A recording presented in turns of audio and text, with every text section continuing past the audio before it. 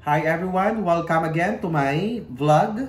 So, gagawa naman tayo ngayon ng pretzel meringue candy. Ito siya. So, kapag gagamit kayo ng pretzel, yung hindi siya coated, yung original, yung salted lang po siya.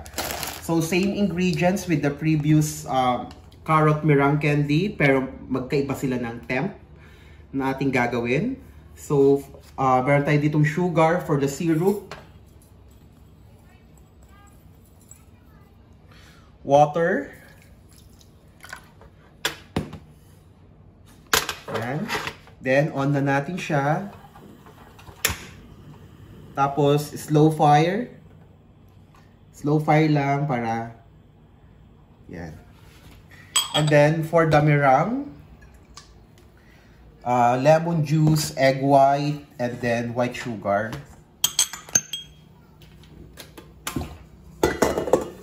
So, set up ko lang para kapag ready na yung meringue natin, magwi-whisk na lang po tayo.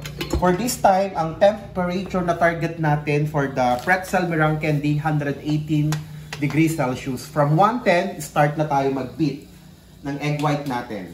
Okay? So, mabilis lang po. Gamit kayo ng, ang tawag dito, thermal thermometer or yung isa, yung digital, like this. So, yung thermal thermometer kasi, infrared lang po siya. Ito kasi kailangan nakaganito siya. Nakadip lang siya, hinahawakan nyo. Yan. So, mas kwanto. Medyo may kamahalan ang price, pero napaka, mas mabilis gamitin.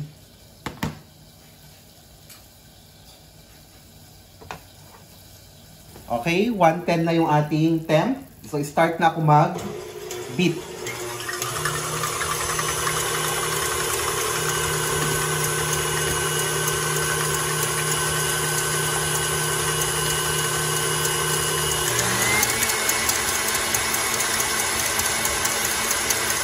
Then, let's add the sugar gradually.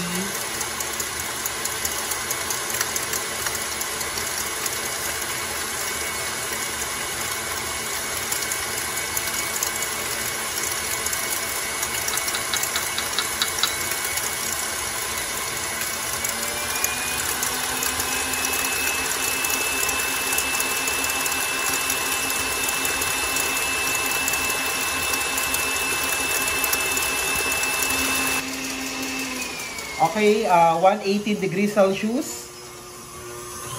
Ibubuhos na natin ng dahan-dahan sa ating meringue.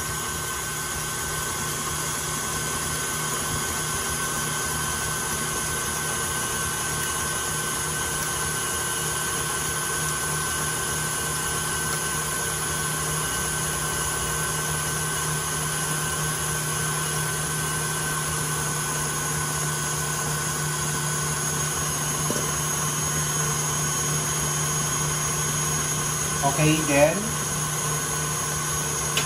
maximum speed.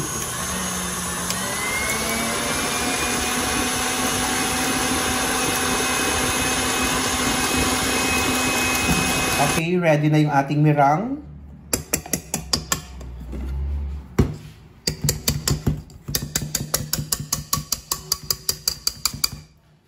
Then, pwedeng white, any color you want, pero favorite color ko is blue. Maglalagay lang ako konti, just few drops gel tong gamit ko. Parang light blue lang siya. Pero any color, pwede nyo siyang kulayan ng gusto nyong favorite color nyo. Ako, light blue. Pero may iba naman. Or pure white, pwede po. Medyo concentrated kasi yung gel, oh. Kaya medyo dark, nag-dark siya. But it's okay.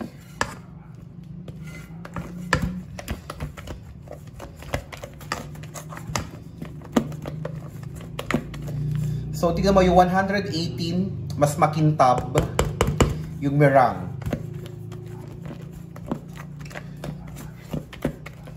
So, yung ginagawa natin ha, this is boiled icing ha. So, you can add flavor you want, vanilla, almond.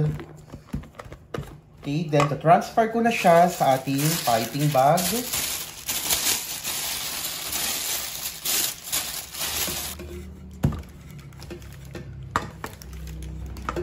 Okay, this is round tip. Round tip na ginamit ko, same with the carrot. Magpa-pipe ka lang ganyan, then up. So, advantage tong macaron mat, kasi guideline ko na po siya.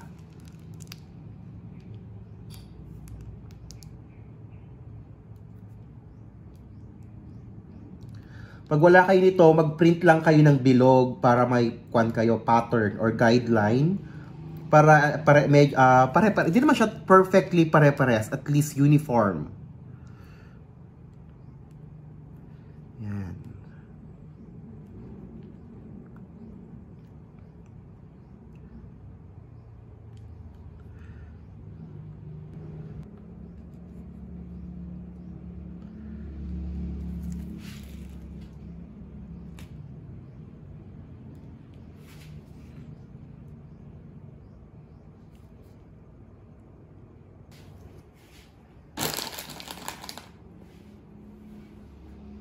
Okay, so maglalagay na ako ng pretzels, then press.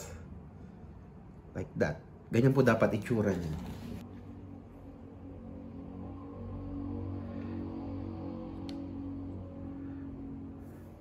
O diba, may variation yung gagawin yung meringue candy pag nagbenta kayo. Iba-iba. Ayan. May cookies, may pretzel. Itong pretzel, in-order ko lang online kasi wala akong mahanap sa grocery. Yung nahanap ko is coated with chocolate.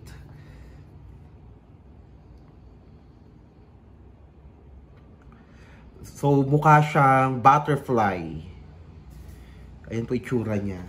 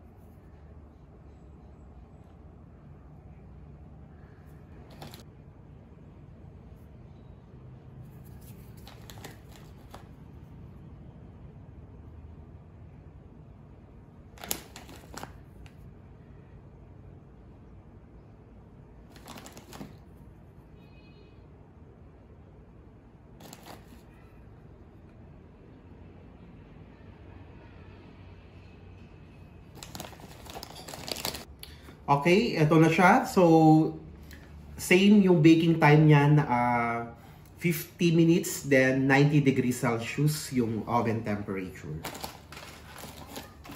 Okay, let's bake our pretzel meringue candy or cookies for 50 minutes. 90 degrees Celsius.